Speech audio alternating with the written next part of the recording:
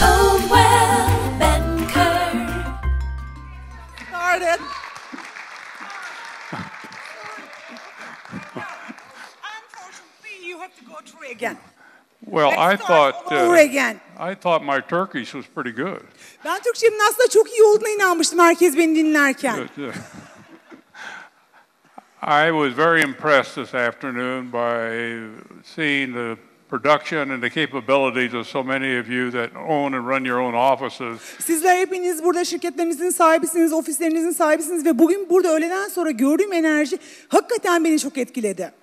That instead of me talking to you about recruiting, you should be talking to me about recruiting. Aslında benim yerime recruiting hakkında siz benimle konuşmalısınız bence.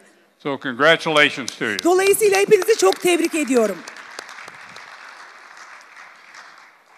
Now I have the misfortune of having to live in the Florida Keys.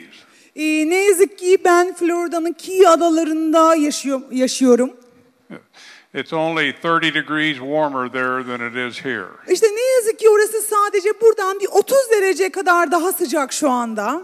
So I'm just doing okay. Dolayısıyla idare ediyorum ama titriyorum. So what I would like to do is show you where I do live, a little bit about that, and then we'll talk about recruiting. And all I'm here for is to provide you Şu anda işte burada şimdiye kadar ne yaptıklarımdan bahsetmek istiyorum. some thoughts and ideas on maybe how you can do recruiting that may help you. Some things that we've used over the last few years that have been very productive for us. Son yıllarda özellikle çok daha üretken bir ofis haline geldik ve bu süreç içerisinde bunları nasıl yaptık size onlardan bahsetmek istiyorum. So your slides will be up there now, I guess. Slide'lar geliyor mu arkadaşlar? Yeah, let's get rid of that thing. Okay. Öncelikle şunu şuradan bir çekelim lütfen. Why? You ready? Yeah, Okay.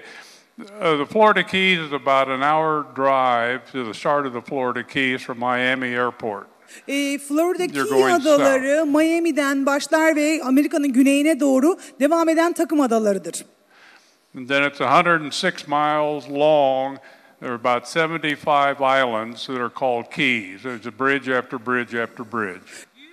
106 mil uzunluğundadır ve how many islands you said, sorry? About 75 Aşağı yukarı 76 tane büyüklü küçüklü adalardan oluşur. A number of you were there a few, about a month ago. Right? Bazılarınız birkaç ay önce, it was in October, bazılarınız Ekim ayında oradaydı. And I noticed a number of you went all the way to Key West and never came back. Bazılarınız hatta Key West'e gitti, bir daha hiç geri uğramadılar bize dönerken. Yes. So Key West en sondaki ada. we have 5 offices spread over 106 miles. Coldwell Banker Schmidt olarak bizim 5 tane ofisimiz var bu 106 mil uzunluğundaki bölgede. The company is 62 years old starting the 1st of January. Şirketimiz bizim 62 yıllık ve Ocak ayında when was it? In 1st of January be 62. Bu Ocak ayının birinde 62 yıllık olacak.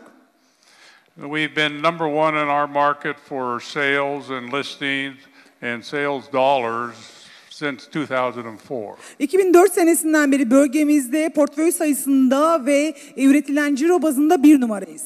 I'm not too good at reading Turkish, but Türkçe okumakta çok iyi değilimdir ama en azından yardımcı olmaya çalışacağım. Gördüğünüz üzere bu arada adaları görebiliyorsunuz. so we have 2 offices here, the Middle Keys, 1 in our main headquarters, 1 here, and 1 in Key West. 2 tane ofisimiz İslamadora Adası'nda var. Maraton'da ana ofisimiz, aynı zamanda genel merkez olan ofisimiz. Ve aşağıda da 2 tane daha ofisimiz var. Adaların en sonuncusu ise Key West. Orada bir ofisimiz var. This is the Gulf of Mexico. Meksiko Körfezi'ni görüyorsunuz. The Atlantic Ocean. Atlanta Okyanusu. Miami. Ve Miami'yi görüyorsunuz en yukarıda. Once you get to Key Largo, bir kere Key Largo'ya geldikten sonra there'll be a guide for you. Sizin artık orada bir rehberiniz var. That's a fishing boat. İşte gördüğünüz gibi orada bir balıkçı teknesi. That's the guide. Ve rehberiniz hanımefendi de. Oh.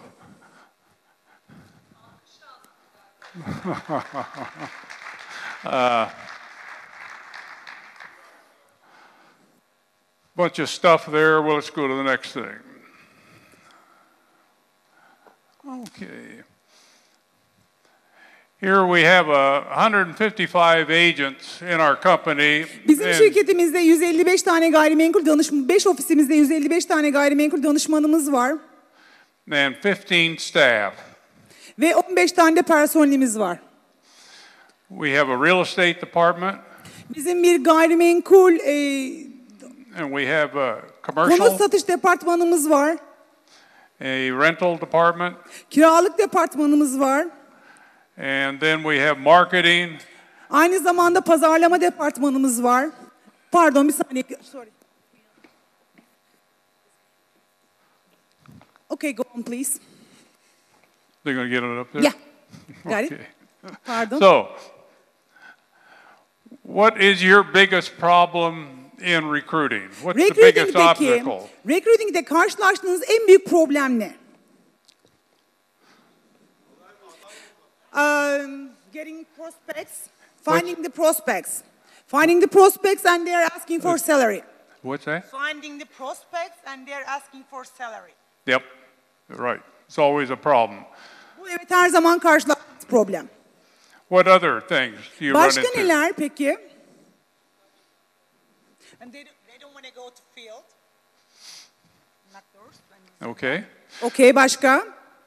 And how many of the people you recruit come from other companies? Ve rekrut ettiklerinizin kaç tanesi diğer şirketlerden gelenler? Yani rakiplerden yüzde verecek olursanız. 0 on her case. And 0 from his case as well. 0 over there too. So you're recruiting people that are new to real estate entirely. Dolayısıyla gayrimenkul işine yeni olan insanları rekrut ediyorsunuz değil mi? Are most of those people already in business so they understand being a business person? The brand new ones? You're asking? Are most of them in business already so they understand being a business person?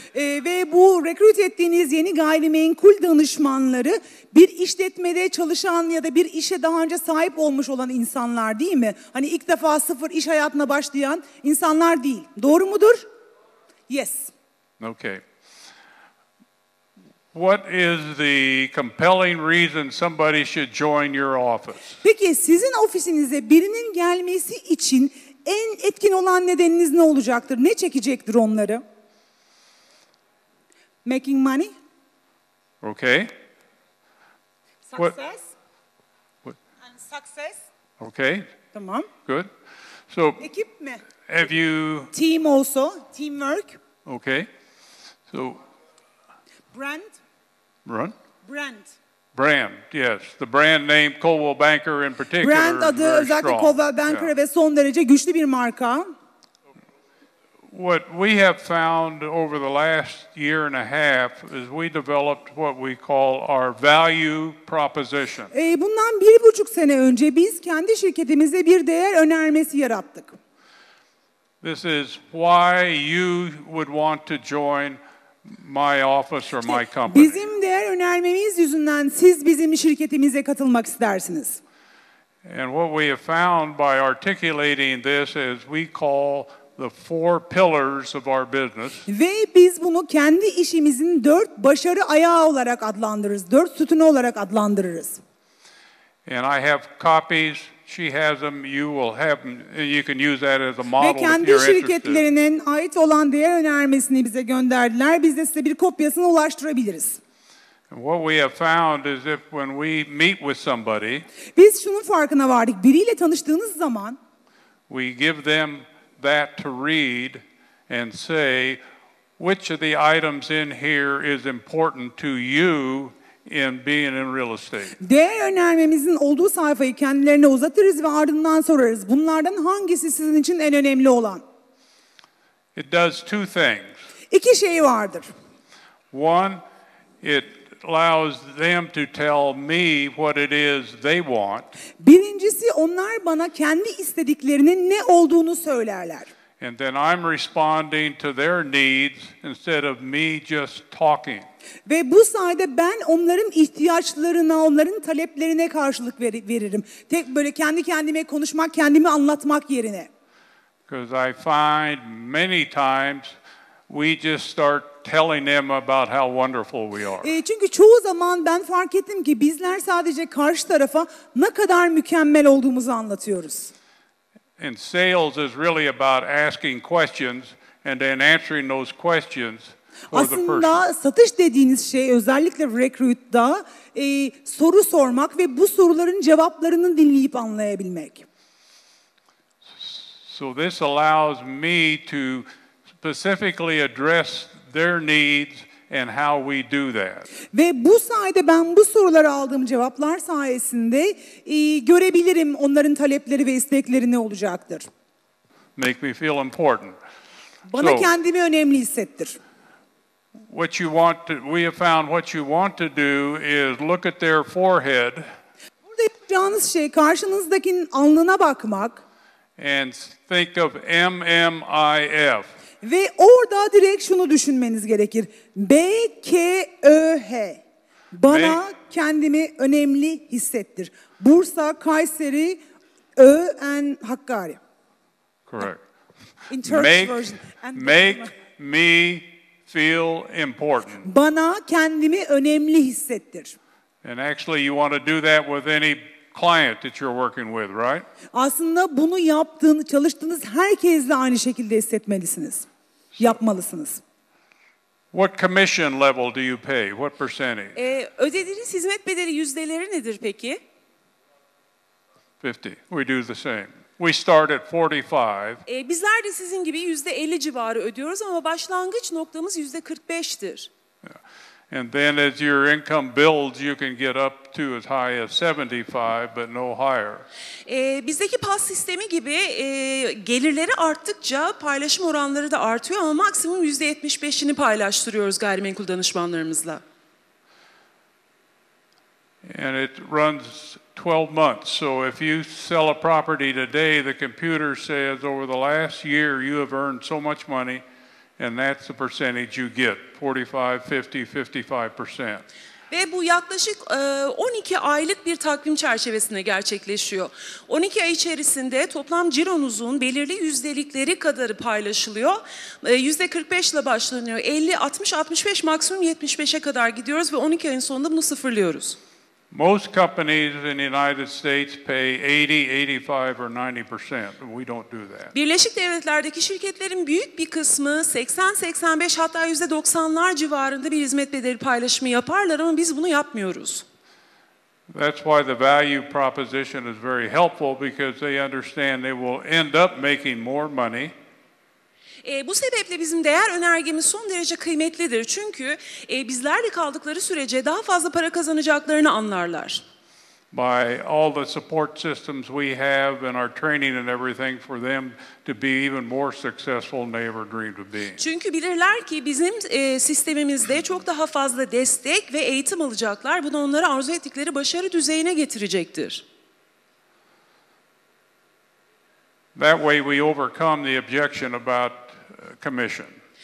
Biz böylelikle itirazla ilgili gelecek hizmet bedeliyle ilgili gelecek itirazları bu cevapla üstesinden gelmeye çalışırız adaylarımıza. Yeah.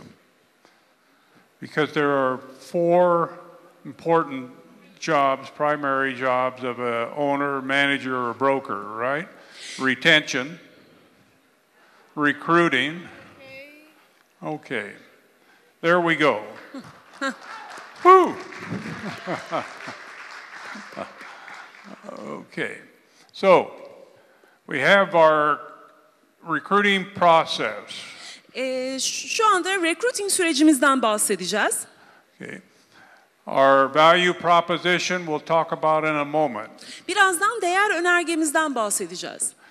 The interview script, we're asking questions so that you can respond to their answers, and all that I show you here, you have that information in your company now. I brought it with me. Ve size bir mülakat metninden de bahsediyor olacağım. Böylelikle gelecek sorulara cevaplarını hazırlamış olacaksınız. İyi tarafı da şu, ben kullandığımız her şeyi buraya getirdim, teslim ettim, sizlere de dağıtılıyor olacak.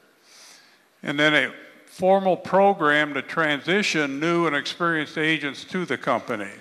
Ayrıca yine bu recruiting süreci içerisinde hem yeni hem de tecrübeli gayrimenkul danışmanlarınızı formal bir süreç içerisinde o geçişini nasıl idare edeceğinizle ilgili de konuşacağız. Operation Welcome, which we feel is a very positive aspect of somebody new joining our company. Biz buna hoş geldin operasyonu diyoruz ve bunun bize yeni katılanlar açısından son derece verimli ve önemli bir operasyon olduğuna inanıyoruz.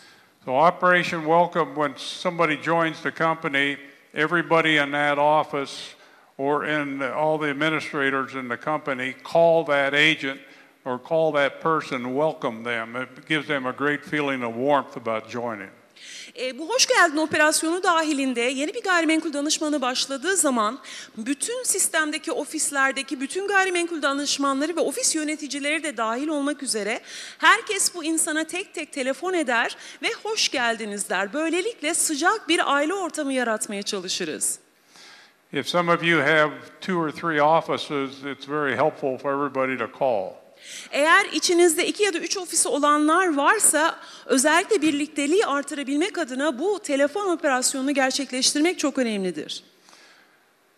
Since a lot of our recruiting comes from other companies, it's a process that we use daily to recognize other company agents. Tabii bize gelen gayrimenkul danışmanlarının çok büyük kısmı farklı firmalardan geldiği için onları tanıyabilmek adına da yaptığımız bir süreçtir bu. When you see that they have a new listing or have had a sale, always send them a note, sometimes call them and talk to them, let them know that you're proud of them and congratulate them. Ve bu yeni gayrimenkul danışmanları bir portföy alırlarsa ya da bir satış yaptılarsa biz onları ararız ve yazılı olarak bunun farkında olduğumuzu, onlarla gurur duyduğumuzu ve tebrik ettiğimizi mutlaka bildiririz. So, the value proposition, why would any agent want to join your company or any person want to join your company? Değer önermesi nedir aslında? Yani başka bir deyişle bir gayrimenkul danışmanı ya da herhangi bir insan neden sizin ofisinize katılmak istesin ki? So we establish what we call the pillars for success, the pillars that really hold up the company and make it successful. Biz de bunun cevabını verebilmek için başarının sütunları dediğimiz bir sistem oluşturduk. Yani şirketinizi üzerine kuracağınız, şirketinizin üzerine yükseleceği sütunlar. Now I know you can't read this. Bunu okuyamadığınızın farkındayım. Show you what it looks like on a completed page and then we'll look at the pieces of it. Bir bütün sayfa olarak neye benzediğini görmenizi istedim. Daha sonra bunu bölerek anlatacağım, paylaşacağım sizinle. This is what we hand the agent or the person to read. So the first part of it is reputation. Gayrimenkul danışmanına ya da adayımıza okuması üzerine bunu ona veririz. Birinci kısımda ise itibar konusu ele alınır.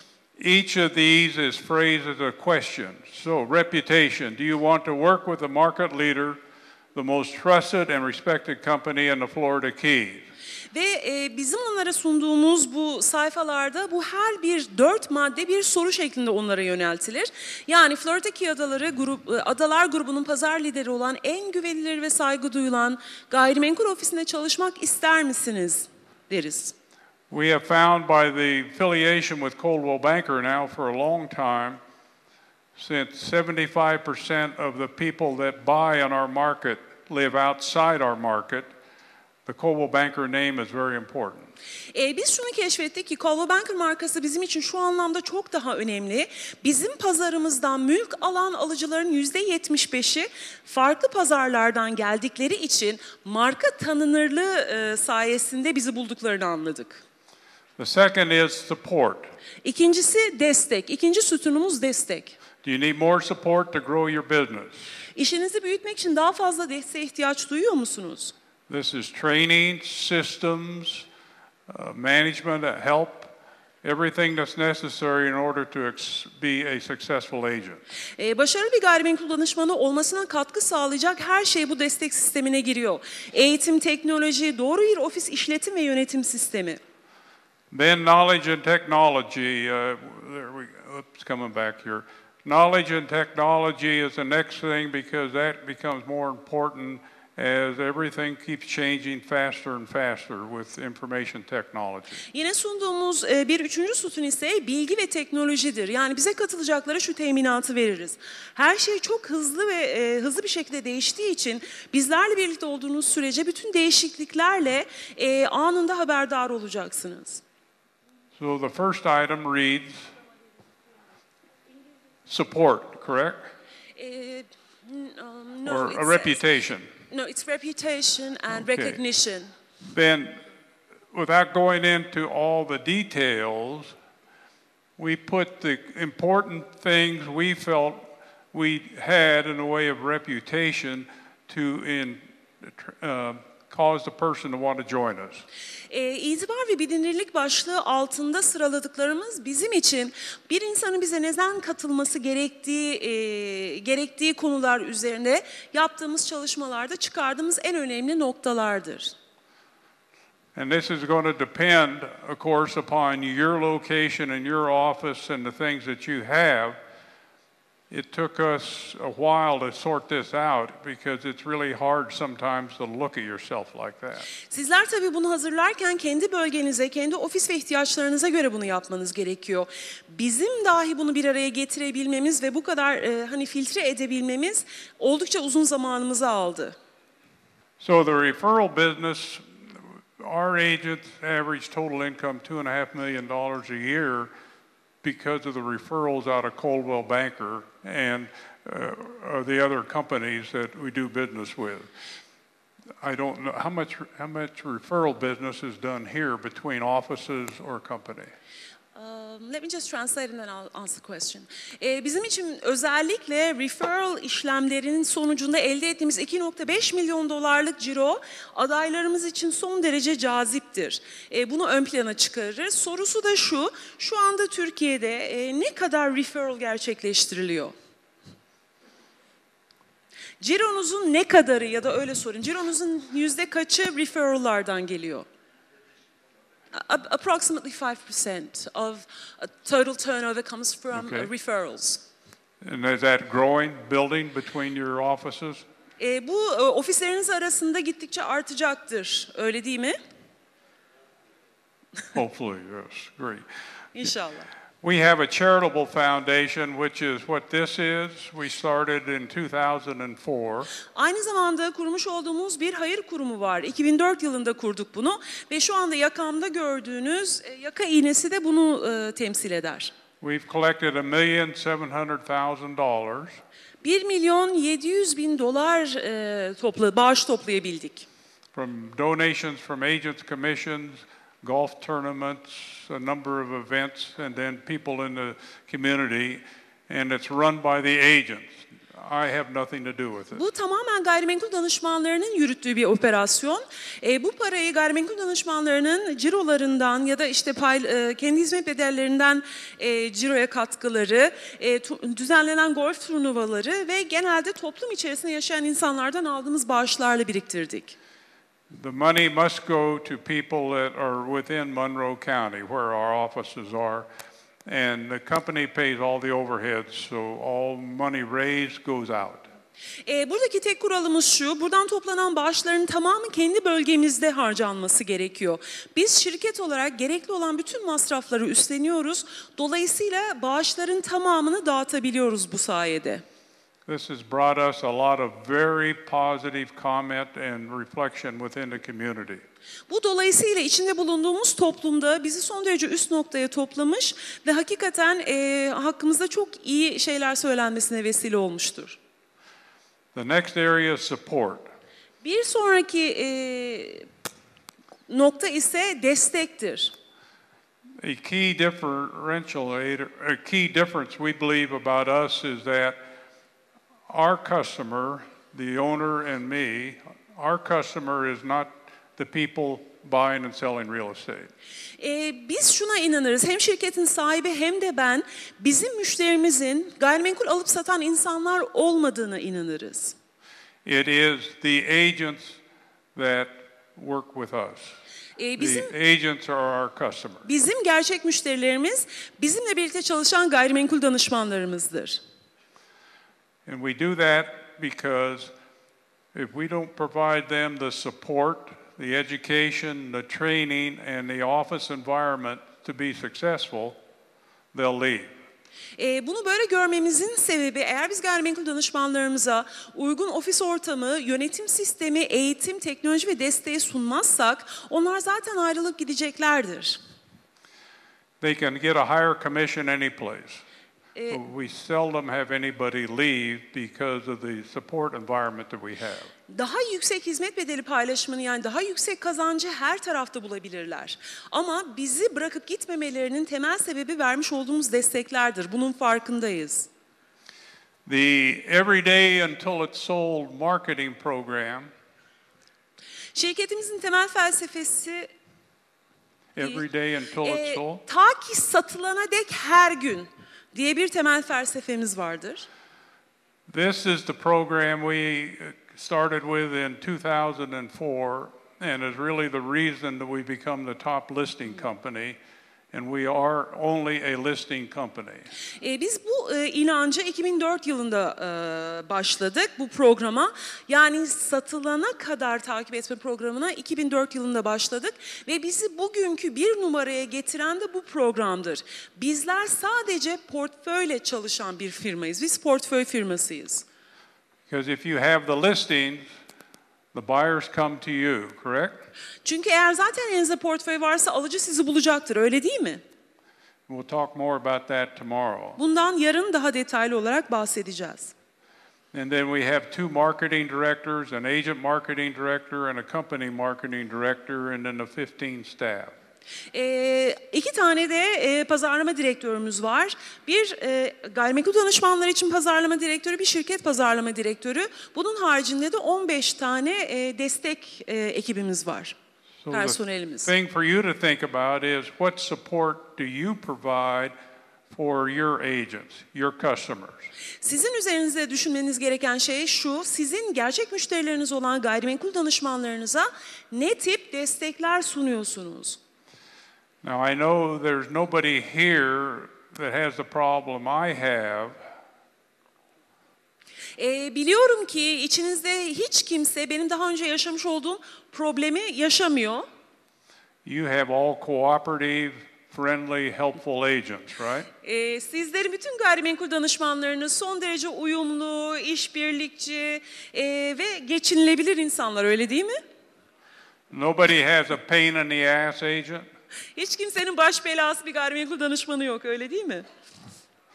The advantage of thinking of them as customers Gayrimenkul danışmanlarınıza müşteri gözüyle bakmanın avantajı şudur ki, is that's your customer, you better figure out how to work with them, right? şudur ki o sizin müşteriniz. Yani siz onunla çalışmanın bir yolunu bulmak zorundasınız. So that's a mind shift. Bu sizin için düşünce kalıplarınızda bir değişime sebep olması gereken bir şeydir. Knowledge and technology. Bilgi ve teknoloji. We'll talk about the training program tomorrow, but we have changed the format of that significantly over the years. Yarın eğitim programımızdan bahsediyor olacağız. Yıllar içerisinde bunun formatını son derece kökten değişikliklere maruz bıraktık. We have turned all of the stuff we do in training into PowerPoint modules. You have copies of this. I know your program will be different. Bizler eğitimimizin tamamını PowerPoint modülleri haline getirmiş durumdayız. But the advantage of doing it that way, it makes it easy to make changes because you can just flip slides in or out. Bunu böyle yapmanın en büyük avantajı her türlü değişikliği kolaylıkla slaytlar üzerinde anında yapabilmenizdir. And they can do self-training and also have it available to utilize at any time they have any questions. So they don't have to dig through a big book or anything, and I'll show you that tomorrow. Gayrimenkul danışmanlarının avantajı ise şudur, sürekli büyük klasörleri karıştırmak zorunda kalmadan dosyaları istedikleri şekilde kullanıp istedikleri bilgiye ulaşabilmektir. Now I saw your graphs and your tracking of what's going on in the market. Every month we put together what the market has accomplished, what it's done across the keys. Başlangıç sunumunda sizlerin grafiklerinizi ve istatistiklerinizi de gördüm. Bizler de sizler gibi aynı şekilde her ay bu Florida Keys'de gerçekleşen bütün değişiklikleri takip ederiz. And then for each of the market areas, like the middle keys or the upper keys. Bunu hem bütün adalar için bakarız, ayrıca adaları da yukarı adalar ve aşağı adalar olarak bölerek her biri için ayrı ayrı da inceleme altına alırız. Then the broker or I go to each of the offices and go through the statistics, not just by number. Daha sonra ben ve ofisin broker'ı hem bu rakamları ve istatistikler üzerinde geçeriz ama baktığımız sadece sayılar değildir. But how you use that with a buyer or a seller to educate them about what's happening in the market. Daha çok bu sayılarda odaklanmak istediğimiz şey bu sayıları alıcı ve satıcılarınızı eğitmek için nasıl kullanırsınız ve bu satışı bu sayılar sayesinde nasıl yapabilirsiniz? Every week we do an office business meeting for all of our offices. Her hafta her bir ofisimiz için bir haftalık ofis toplantısı düzenleriz. It's in PowerPoint. It's done in the conference rooms on big displays. It comes from our marketing director, so everybody gets the same information. PowerPoint sunumu şeklindedir. Pazarlama direktörümüz bunu hazırlar. Bunu böyle yapmamızın temel sebebi bütün ofislerimize eşit bilgi paylaşımı sağlayabilmek içindir.